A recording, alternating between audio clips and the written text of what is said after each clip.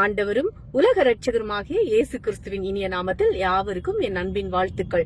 போதகர் பால்விமல் ஐயா அவர்களின் சத்தியத்தை மேய்ந்துகொள் என்ற செய்தியின் தொகுப்பிலிருந்து இன்றைய செய்தி. அதற்கு முன்பாக ஐயா பால்விமல் அவர்களுக்காகவும் அவர்கள் துணைவியாருக்காகவும் அவர்கள் பிள்ளைகளுக்காகவும் ஊழியத்துக்காகவும் இயேசுவின் நாமத்தில் என் வாழ்த்துக்களை தெரிவித்துக் கொள்வேன். இவர்களை போன்ற ஊழியர்கள் காண்பது அரிது. அவருக்காகவும் அவருடைய ஊழியங்களுக்காகவும் ஜெபிப்போம். அதற்குரிய ஆசீர்வாதங்களை நாம் பெற்றுக்கொள்வோம். சத்தியத்தை மேய்ந்துகொள் சங்கீதம் 37:3. எது முக்கியம்? மத்தேயு 23:17-19. உபவாச ஜெபங்களை நடத்துவதா, துதி ஆராதனைகளை நடத்துவதா, சுவிசேஷம் சொல்வதா? சமீபத்தில் எங்கு பார்த்தாலும் 21 நாள் தொடர் எழுப்புதல் உபவாச ஜெபம் மற்றும் 12 மணி நேர தொடர் துதி ஆராதனை என்று அநேக சபைகளில் நடத்தி கொண்டு வருகிறார்கள். சபைகளில் இப்படிப்பட்ட எழுப்புதல் உண்டானதற்காக நம் தேவனாகிய கர்த்தரை துதிக்கிறேன். அதே நேரத்தில் சபைகள் செய்ய வேண்டிய அல்லது செய்ய மறந்த அல்லது செய்ய தவறின காரியங்களையும் நாம் சுட்டிக்காட்ட விரும்புகிறேன். சமீபத்தில் என் ஆவிக்குரிய நண்பர் பாபு மைலன் அவர்கள் பேஸ்புக்கில் ஒரு வாக்கியத்தை எழுதியிருந்தார். அது என்னை அதிகமாய் சிந்திக்க வைத்தது. அவர் எழுதியிருந்தது என்ன தெரியுமா? நீ 1000 ஸ்தோத்திர பலிகளை சொன்னது போதும், எழுந்து போய் சுவிசேஷம் சொல்லு என்று சொல்லியிருந்தார். இது மிகவும் சின்ன வாக்கியம்தான், ஆனால் இதிலே ஆழமான கருத்து உண்டு. இன்றைக்கு எழுப்புதல் என்ற பெயரில் தொடர் உபவாச ஜெபங்களையும் துதி ஆராதனைகளையும் எப்படி நடத்துகிறோமோ அப்படியே சுவிசேஷம் சொல்வதிலும் ஆர்வம் காட்ட வேண்டும். ஜெப முகாம்களும் துதி ஆராதனைகளும் தேவைதான். அதை காட்டிலும் சுவிசேஷம் அறிவிப்பது முக்கியம் அல்லவா? தொடர் உபவாச ஜெபங்களும் துதி ஆராதனைகளும் பரலோகத்தை வேண்டுமானால் அசைக்கலாம். ஆனால் சுவிசேஷம் என்பது தேசத்தை அசைக்கும். எழுப்புதல் என்பது 10,000 பேர் ஒரு இடத்தில் கூடி ஜெபிப்பதிலும் இல்லை, ஆராதிப்பதிலும் இல்லை. அதே 10,000 பேர் போய் சுவிசேஷம் அறிவிப்பதில் தான் தேசத்தில் எழுப்புதல் இருக்கிறது. 10,000 பேர் ஒன்று கூடி ஜெபிக்க கற்றுக் கொடுத்து உற்சாகப்படுத்தும் ஊழியர்கள் அதே 10,000 பேர் போய் சுவிசேஷம் அறிவிக்க சொல்லிக் கொடுத்தால் அது எத்தனை பெரிய எழுப்புதலை கொண்டு வரும் என்பதை யோசித்து பார்க்க வேண்டும். எல்லா ஊழியத்துக்கும் அடித்தளமே ஜெபமாகத்தான் இருக்க வேண்டுமானால் அதை போலவே சுவிசேஷம் சொல்லாமல் எந்த சபையும் ஊழியமும் இருக்கக்கூடாது. சபை நடத்துவதற்கு ஜெபங்களையும் ஆராதனைகளை நடத்துவதற்கும் அழைப்பு தேவை. ஆனால் சுவிசேஷம் சொல்வதற்கு அழைப்பு தேவையில்லை. அது ஒவ்வொருவர் மீதும் விழுந்த கடமையாயிருக்கிறது. சுவிசேஷத்தை நான் பிரசங்கியாதிருந்தால் எனக்கு ஐயோ என்று பவுல் சொல்லி இருக்கிறாரே 1 கொரிந்தியர் 9:16. அதை போலவே ஆராதனை தான் முக்கியமானது என்றால் துதியின் மத்தியில் வாசமாயிருந்த நம் ஆண்டவராகிய இயேசு கிறிஸ்து இந்த உலகத்தில் வந்திருக்க வேண்டிய அவசியம் இல்லையே. அவர் அங்கேயே இருந்திருப்பாரே. ஆதி அப்போஸ்தலர்கள் யாரும் இப்படி 1000 பேர்களோ 2000 பேர்களோ ஒன்று கூடி ஜெப முகாம்களையோ துதி ஆராதனைகளையோ நடத்தினதாக வேதத்தில் எங்கும் சொல்லப்படவில்லை.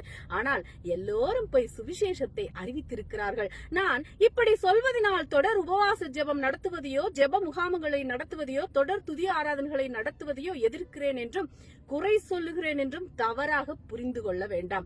நானும் வருடத்துக்கு ஒரு முறை 21 நாள் தொடர் உபவாச ஜெபத்தை நடத்துகிறேன். வருடத்துக்கு 2 முறை 3 நாள் ஜெப முகாமை நடத்துகிறேன். ஒவ்வொரு 2ஆம் சனிக்கிழமையிலும் விடுதலை உபவாச ஜெபத்தையும் ஒவ்வொரு வெள்ளிக்கிழமையும் உபவாச ஜெபத்தையும் நடத்தி கொண்டுதான் வருகிறேன். இவைகள் எல்லாவற்றையும் விட கிராமங்களில் சுவிசேஷம் அறிவிப்பதில் தான் நான் அதிகம் கவனம் செலுத்துவேன். ஏனெனில் சகல ஜாதிகளுக்கும் சுவிசேஷம் உண்டு பிரசங்கிக்கப்பட வேண்டும் என்று நம் ஆண்டவராகிய இயேசு சொல்லியிருக்கிறாரே மாற்கு 13:10. மேலும் அவர் தம்முடைய சீஷர்களை நோக்கி, அறுப்பு மிகுதி வேலையாட்களே கொஞ்சம், அதனால் அறுப்புக்கு எஜமான் தமது அறுப்புக்கு வேலையாட்களை அனுப்பும்படி அவரை வேண்டிக் கொள்ளுங்கள். மத்தேயு 9:37-38, யோவான் 4:35 சொன்னதுமன்றி நீங்கள் உலகம் எங்கு போய் சர்வ சிருஷ்டிக்கும் சுவிசேஷத்தை பிரசங்கியுங்கள் என்று கட்டளையும் கொடுத்து அவர்களை அனுப்பினார். மாற்கு 16:15. அதுவும் இல்லாமல் தானே புறப்பட்டு போய் 3.5 வருடத்தில் இஸ்ரவேல் தேசமெங்கும் சுவிசேஷத்தை அறிவித்தார். சமரியாவிலே யாக்கோபு கிணற்றின் அருகே வந்திருந்த சமாரியா ஸ்திரீக்கு சுவிசேஷத்தை அறிவித்த போது சீஷர்கள் அவரை போஜனம் பண்ணும்படி கேட்டுக்கொண்டார்கள். ஆனால் அவரோ, நான் புசிப்பதற்கு நீங்கள் அறியாத ஒரு போஜனம் எனக்கு உண்டு. நான் என்னை அனுப்பினவருடைய சித்தத்தின்படி செய்து அவருடைய கிரியை முடிப்பதே என்னுடைய போஜனமாயிருக்கிறது. யோவான் 4:32-34 என்று சொன்னார். இதன் அர்த்தம் என்ன? எனக்கு இந்த உணவை விட சுவிசேஷம் அறிவிப்பதுதான் முக்கியம் என்று இயேசு சொல்லி இருக்கிறார். இதை கேட்ட அந்த சமாரியா ஸ்திரீ, நான் எதற்காக வந்தேன் என்பதையே மறந்துவிட்டு குடத்தை அங்கே வைத்துவிட்டு ஊருக்குள் போய் இயேசுவை குறித்து அறிவித்தாள். யோவான் 4:28-39 வரை. அவள் தன்னுடைய வேலையை விட சுவிசேஷம் அறிவிப்பதுதான் முக்கியம் என்பது நமக்கு சொல்லாமல் தன் செயலிலே நிரூபித்திருக்கிறாள். மேலும் இதை குறித்து அப்போஸ்தலனாகிய பவுலும், என் பிராணனையும் நான் அருமையாக எண்ணேன், என் ஓட்டத்தை சந்தோஷத்தோடு முடிக்கவும் தேவனுடைய கிருபையும் சுவிசேஷத்தை பிரசங்கம் பண்ணும்படிக்கு நான் கர்த்தராகிய இயேசுவினிடத்தில் பெற்ற ஊழியத்தை நிறைவேற்றுமே விரும்புகிறேன். அப்போஸ்தலர் 20:25, அப்போஸ்தலர் 15:25 சொல்லியிருக்கிறார். இதனுடைய அர்த்தம் என்ன? என் உயிரை விட சுவிசேஷம் அறிவிப்பது தான் எனக்கு முக்கியம் என்பதை பவுல் சொல்லி இருக்கிறார். மேலும் நம் தேவனாகிய கர்த்தர் நமக்கு பரிசுத்த ஆவியின் அபிஷேகத்தை கொடுத்திருப்பது எதற்கு என்பது தெரியுமா?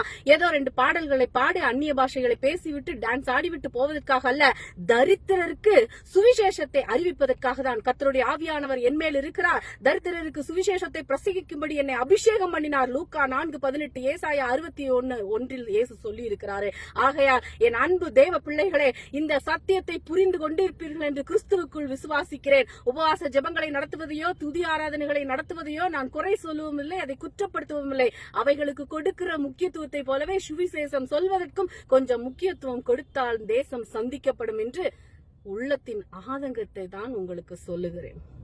கிரியைகள் இல்லாத விசுவாசம் செத்ததா இருக்கிறது. யாக்கோபு 2:26 வேதத்தில் சொல்லி இருக்கிறதே, அதை போலவே சுவிசேஷம் சொல்லாத சபையும் அவர்கள் நடத்தும் ஜெபமும் செத்ததா இருக்கிறது. தேவன் தாமே உங்களை ஆசீர்வதிப்பாராக. ஆமென். அல்லேலூயா. Praise God.